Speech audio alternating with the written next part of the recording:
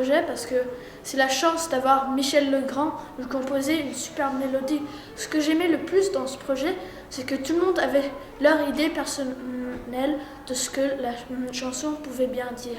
J'ai adoré. C'était vraiment amusant et en même temps dur. Et ça a vraiment réuni la classe. On trouvait des paroles, c'était pas forcément très facile.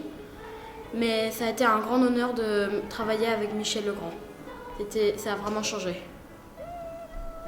On a beaucoup de chance que le grand Michel Legrand, il nous a composé une mélodie qui est très bonne. Moi j'ai aimé ce projet parce que tout le monde travaillait en groupe. C'était pas un groupe faisait rien, tout le monde faisait quelque chose. Et c'était bien d'écrire une chanson tous ensemble. J'ai trouvé ça drôle parce qu'on allait faire découvrir la musique à tout le monde. Ce que j'ai beaucoup aimé dans ce projet, c'est qu'on consacrait nos lundis après-midi avec la classe pour faire le projet. Et donc on s'aidait tous ensemble et c'est super ça. Déjà, c'est un grand honneur que Michel Legrand nous écrive une mélodie pour que les lycées dans le monde écrivent une chanson sur des thèmes différents mais avec la même mélodie. C'est quelque chose.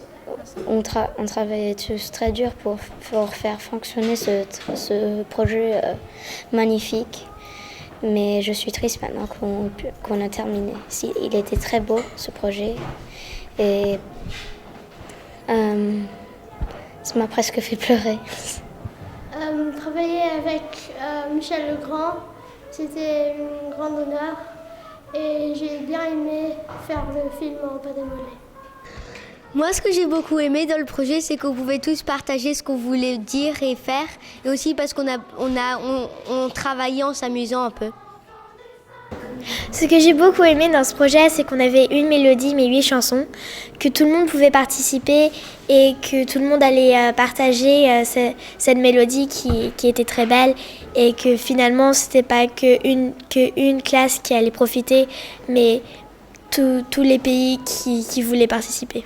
Le projet a vraiment changé la classe. Maintenant, on travaille plus en groupe, on s'aime plus entre nous et ça a vraiment beaucoup changé, quoi. C'était super. Ce que j'ai beaucoup aimé avec ce projet, c'est que notre mélodie, déjà, elle était belle et puis qu'après, elle allait traverser le monde et que beaucoup de personnes allaient faire ce qu'on allait faire. C'était vraiment professionnel pour moi.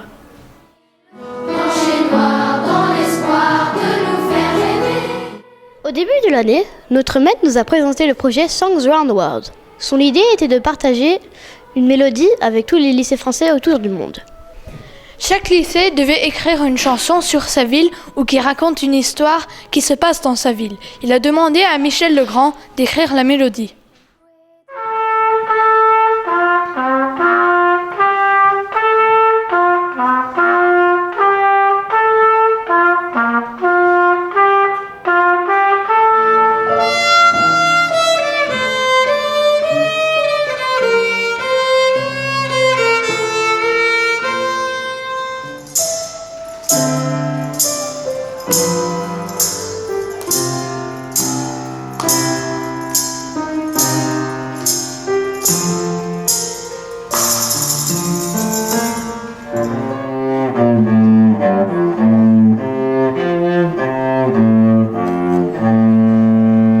On a même appris une de ses chansons, Les moulins de mon cœur.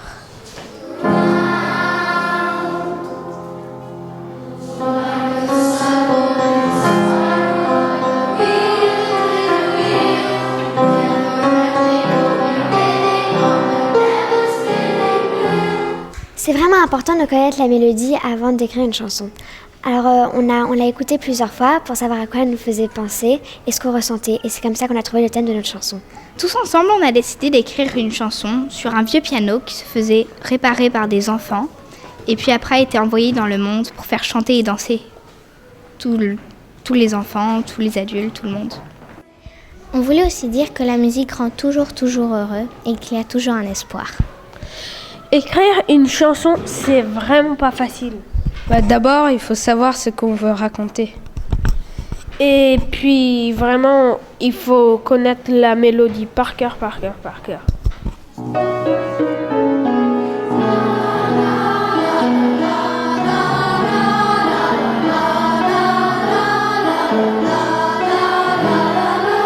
Son rythme, ses différentes parties et ses intonations.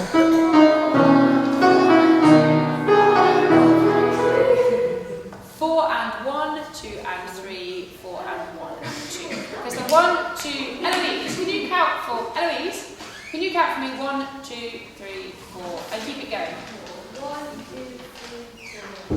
Keep it going as I sing. 4 and 1, 2, 3, 4 and 1, 2, 3. Can you see? I've got to fit with her. She's keeping it going. My words have to fit with her 4. Can you all count 4? 1, 2, 3. Keep it going.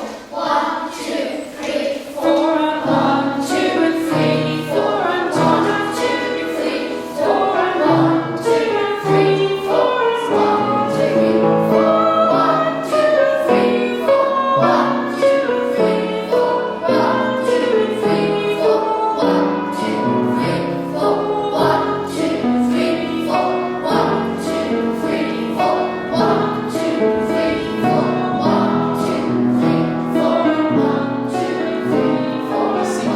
Si on coupe ça dans des courtes sections en ba, ba, da, da, 1, 2, 3, 4, 5.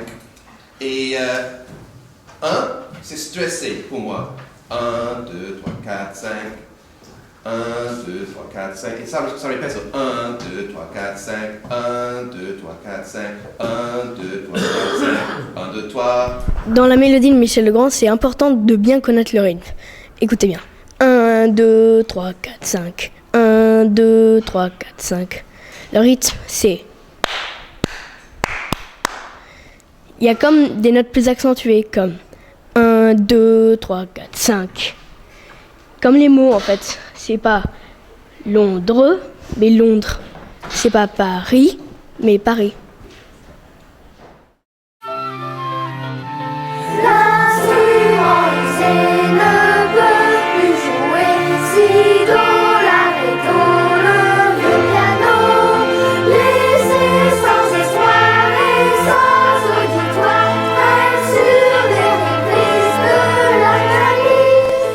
Choisir des mots, c'est vraiment difficile.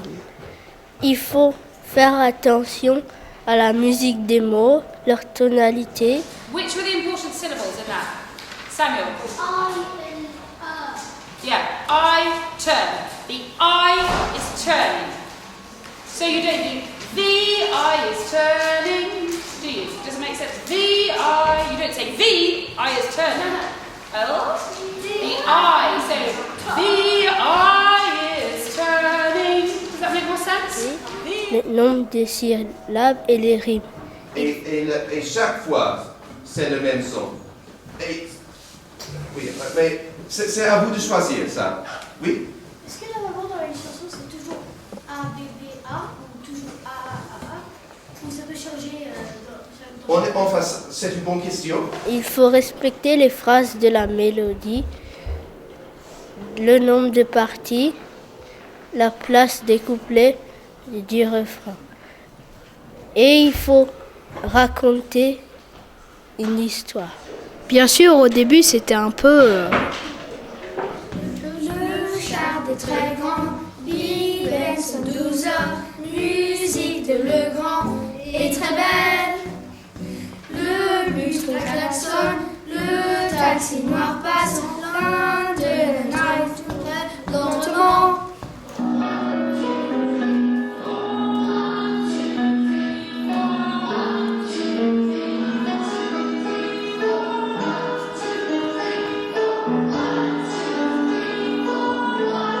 Ce n'était pas facile d'écrire les mots pour la chanson. On a travaillé des heures, on a même failli se révolter. Take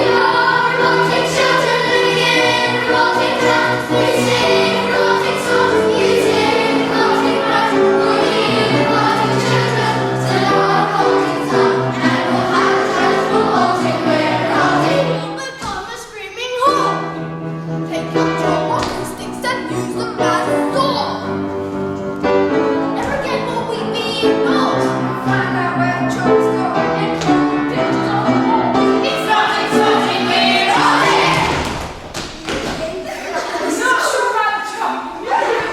a découpé la chanson en 9 parties. Alors, il y avait 6 couplets, 2 refrains et un pont central. On avait eu un résumé pour chaque partie pour se souvenir de ce qu'on allait dire, enfin ce qu'on devait écrire pour notre chanson. Donc, il y avait plusieurs groupes, il y en avait 5, la B, la A, la B, la C, la D et la E. Et donc, ça nous aidait bien parce que parfois on pouvait se tromper. Et on a aussi eu ça parce que on mettait une syllabe par case et c'était aussi bien pratique parce que on savait qu'il fallait pas trop en mettre ni pas, fallait pas aussi ne pas en mettre. Et aussi ça nous a aidé parce qu'il fallait faire des rimes. Donc on regardait ici pour voir si c'était bien comme il fallait. On a fait des essais et des essais. À chaque fois que quelqu'un avait une idée, on la gardait précieusement. C'était vraiment bien de travailler en groupe. Chacun a pu donner un peu de ses idées. Blanche et noire dans l'espoir de nous faire rêver, de chanter, de danser, enlacés. Nous devions parler de Londres et d'un piano. On a donc utilisé plusieurs chants lexicaux. On a utilisé des dictionnaires de rimes. On a aussi utilisé des mots importants comme Lennon, Freddie Mercury, Tamise et bien sûr...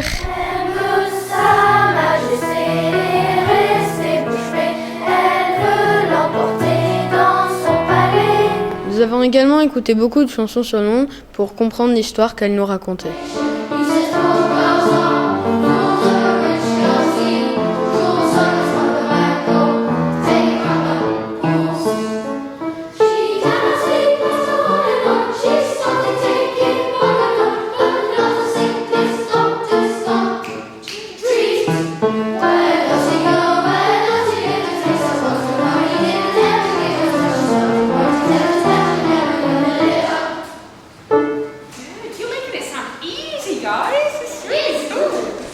Liverpool Street Station est une chanson qui raconte l'histoire d'une fille qui est pauvre et elle rencontre un garçon à Liverpool Street Station et elle tombe amoureuse et en fait le garçon l'aime pas parce qu'elle est pauvre. Cries of London, ça raconte qu'est-ce qu'on peut vendre dans les marchés. Streets of London est une chanson qui invite les gens à avoir un autre regard sur Londres.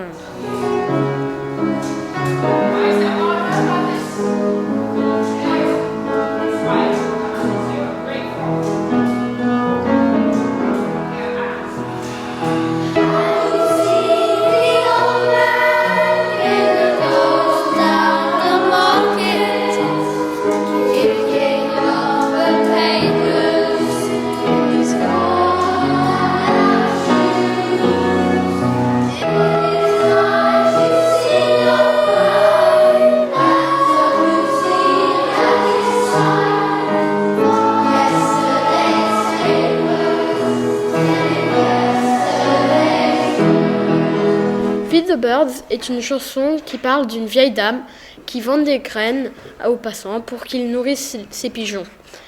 Et comme vous le savez, c'est aussi une fameuse chanson du film Mary Poppins.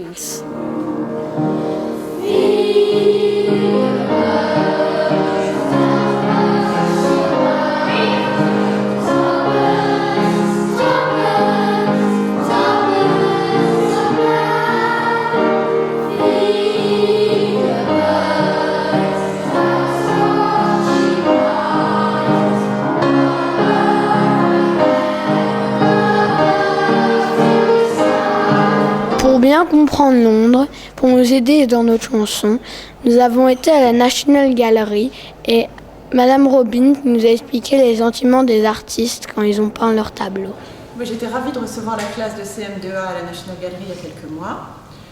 J'ai vu tous les enfants au grand complet, ils se sont beaucoup intéressés aux peintures de la National Gallery, donc où je suis conservateur adjoint des tableaux du 19e siècle. Donc on a d'abord regardé les œuvres de Turner et en particulier Pluie, Vapeur, Vitesse, Rain, Steam and Speed, qui est un de nos chefs-d'œuvre, qui montre un train qui s'enfonce dans le brouillard, qui s'éloigne de la grande ville nous donne donc l'impression, le sentiment de l'artiste par rapport à une grande ville en pleine mutation, qui connaît cet essor extraordinaire au milieu du 19e siècle, avec les fumées d'usines, le développement de la banlieue, puisque ça ne représente pas le centre de Londres, mais les environs de Londres, aux alentours de Maidstone. Et c'est dans cette rue que depuis l'époque de la reine Victoria, habitaient la plupart des musiciens, venaient chercher du travail. Là où vous êtes, ce magasin de musique qui à l'époque n'existait pas, ça s'appelait, c'était le syndicat des musiciens de Londres.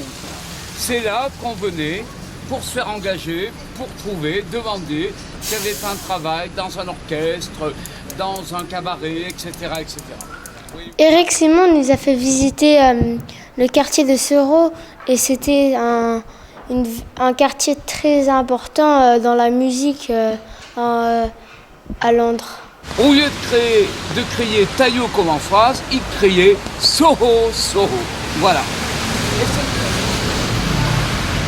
toujours aujourd'hui là que l'un des Beatles, un des anciens Beatles, qui connaît Paul McCartney. Et bien McCartney, c'est là qu'il a tous ses bureaux et c'est là qu'il gérait tous les droits, c'est-à-dire les ventes des Beatles. Et les Beatles, bien sûr, c'est grâce à eux, croyez-moi, que l'Angleterre va s'enrichir.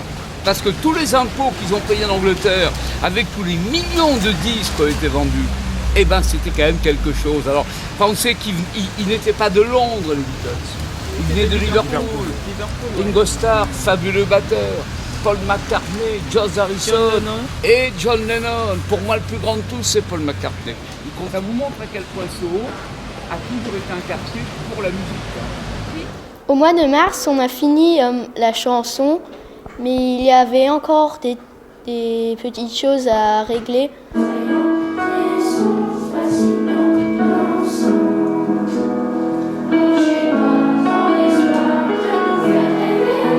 Alors on a invité une parolière, Hélène Guillon. Que ce ne soit pas coupé par un mot, qu'un mot ne fasse pas entre 5 et 3, parce que sinon, dans la chanson, ce serait impossible à chanter, vous ne pourrez pas respirer. C'est pour nous aider à faire attention à la musique des mots. Ça, c'est important. Et pour que ça colle bien avec la mélodie. Il y a des couplets qui racontent, qui sont la narration de ce que vous voulez dire, et puis vous avez le fond. Ce qui est incroyable dans ce projet, c'est qu'avec une mélodie, il y a eu 8 chansons complètement différentes qui a raconté une histoire complètement différente. Ce projet a vraiment inspiré de différents sentiments pour tous les participants. Burgers are greasy, this is bad for you, because it makes you really fast. That's really fun. Chanter sur une mélodie de Michel Legrand, c'est super, mais c'est très dur. Alors, notre chef de chœur, Katrina, nous a aidés à apprendre à mieux chanter.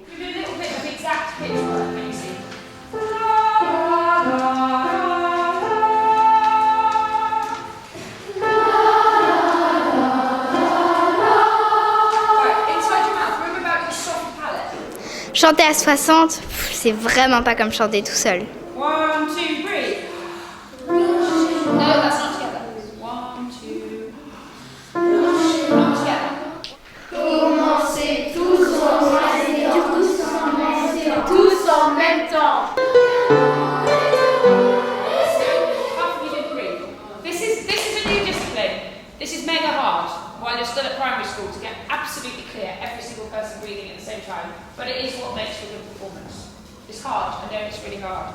You have to breathe after a word. Il faut respirer tous en même temps. Hands out the pockets.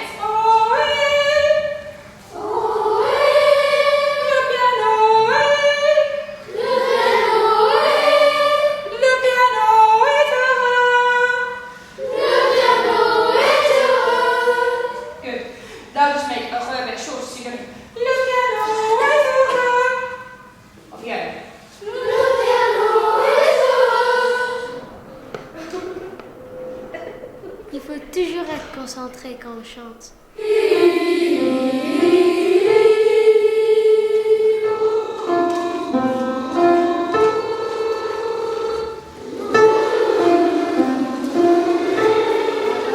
C'est important que tout le monde dise le même son. As you get to the video, it goes dan dan dan dan dan.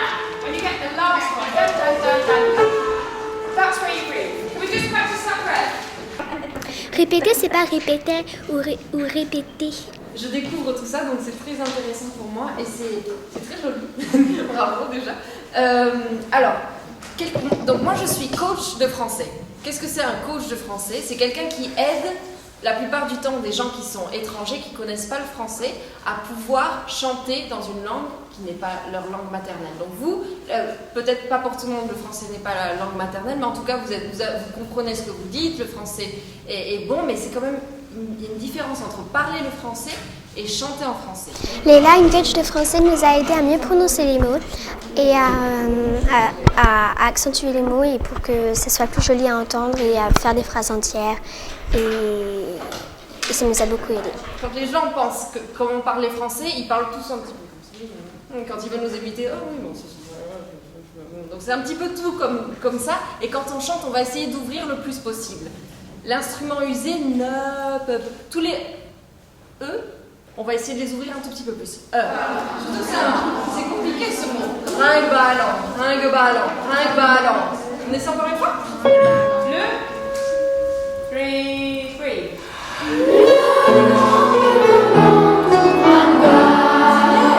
Oui, c'est mieux. Des fois, la musique nous aide pas forcément à avoir le sens du français. Vous savez, là, je parle et toutes mes phrases, elles finissent vers la fin plutôt.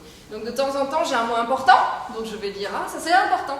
Mais sinon, je finis tout le temps vers la fin. Donc, quand on a le grand piano blanc, le grand piano blanc, tout brinque-ballant, est vite adopté et réparé. Donc il faut que le sens de la phrase, c'est vraiment jusqu'à la toute fin. Vous ne pouvez pas chanter le grand piano blanc, tout brinque-ballant, et il faut continuer la direction. Et vite adopté et réparé. Vous parlez tous anglais? Oui. Okay. Donc pour les anglais, c'est un petit peu difficile d'avoir ce « et » qui est très fermé. Réparer. Donc le premier « et », réparer, c'est exactement le même que le deuxième. J'ai entendu un petit peu « réparer ». Et ça, en français, ça n'existe pas, « réparer ». C'est un autre mot. Je réparais, c'est du passé ou quelque chose. Mais, et réparer, il faut vraiment que ce soit exactement le même. Vous voulez essayer ça? Je vais faire évitabilité. Oui. 2, 3.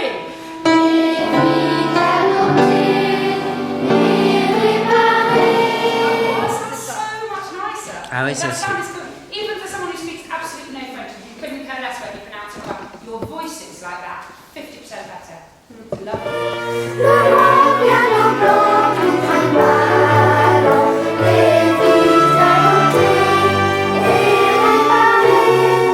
L'orchestre, aidé par Jean-Luc Muller, le responsable de l'orchestre du lycée, était bien pendant la répétition à laquelle nous avons assisté, mais il y avait encore du travail. Il fallait travailler sur la synchronisation du groupe et encore plus de répétitions avant d'avoir un excellent résultat.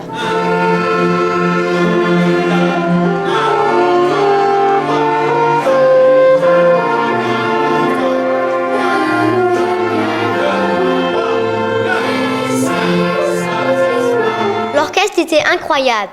Il y avait 34 musiciens, dont un piano, de la batterie, des violons, des violoncelles, de la flûte, de la guitare, etc.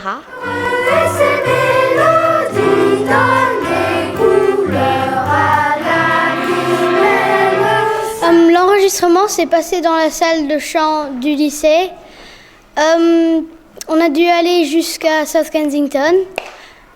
L'enregistrement était très fatigant et long. Il faisait...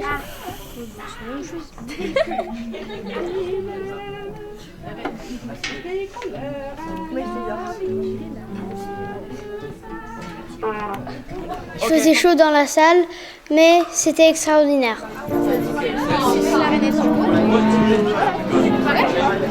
Moi, elle n'est pas en bois, mais mon masque c'est en bois. Ça change tout en fait. L'ingénieur du son avait fait pour que chaque soliste ait un micro et il y avait 6 micros pour le reste des chanteurs.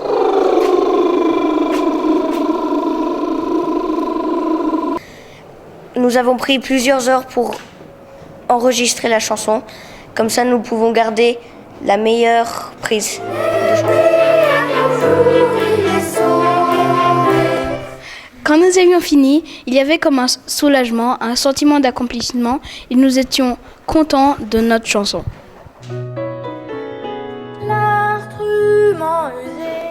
On a voulu faire un film d'animation, donc il a fallu faire des storyboards. Un storyboard est un dessin de ce qu'on veut mettre à l'image. Donc par exemple, voici le storyboard de la première partie de notre petit film d'animation. Dans la première image, il y a London Eye et Big Ben. Dans la deuxième image, il y a le piano. Après, on zoome dessus, on voit les nuages, la poubelle et le sac en plastique. Le temps passe et on voit le piano sous des différents angles. Puis on voit un bateau qui passe sous un pont qui se situerait sur la Tamise. Et finalement, on voit comme sur la première image, London Eye et Big Ben. On a découpé la chanson en 9 parties. Chaque groupe a fait un storyboard sur sa partie. On a voulu mettre le grand piano blanc en image.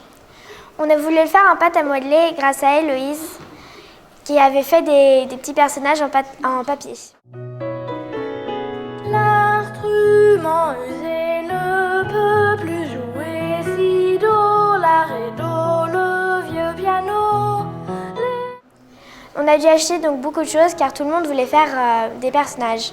On a acheté 15 kilos de pâte à modeler, 50 mètres de fil de fer, des outils pour les traits du visage et des perles pour les yeux. Il y avait beaucoup de styles de personnages, donc il y avait des grands, des minces, des longs et des petits. Pour ceux qui n'avaient pas de rôle dans leur partie, les personnages, on les transformait en personnes célèbres, par exemple la reine d'Angleterre, Adele, Freddie Mercury, John Lennon et Bowie.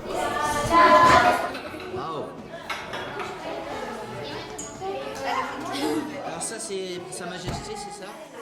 Ah bah dis donc, elle est belle. On a aussi fait les animaux. Alors, il y en avait beaucoup. Il y avait une famille de crocodiles.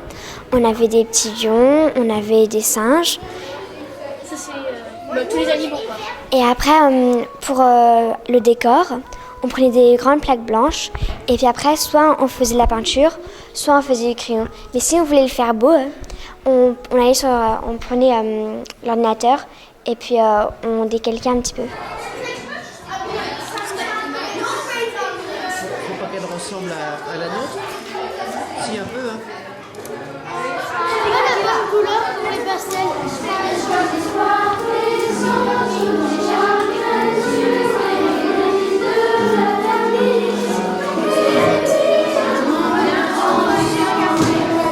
Bien, super.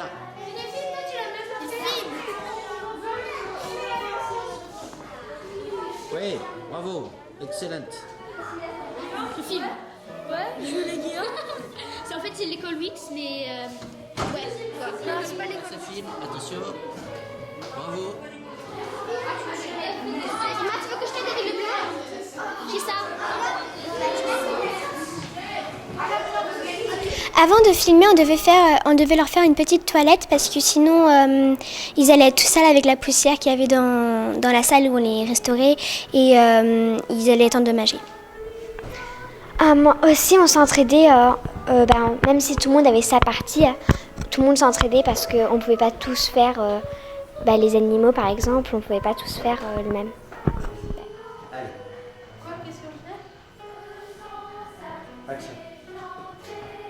Pendant le tournage, il fallait faire attention au storyboard. Savoir quand il fallait faire des gros plans, des plans moyens ou des petits plans. Savoir quand il fallait faire un travelling ou prendre des photos au fur et à mesure que les personnages bougeaient. Bref, il y avait beaucoup de travail. Nous vous présentons le grand piano blanc. Ouais! Bravo, bravo, bravo. Il y a des craquettes. C'est ça, on fait ici, hein, monsieur.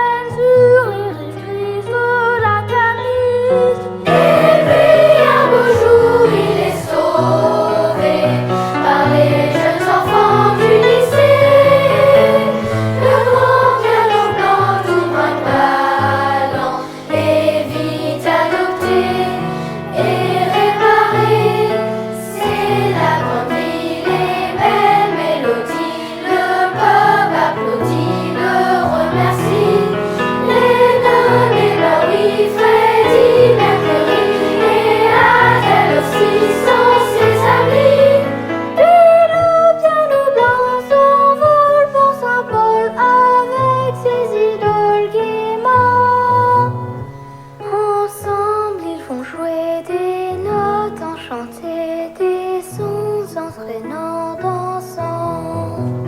Blanc et noir dans l'espoir de nous faire rêver, de chanter, de danser, enlacés.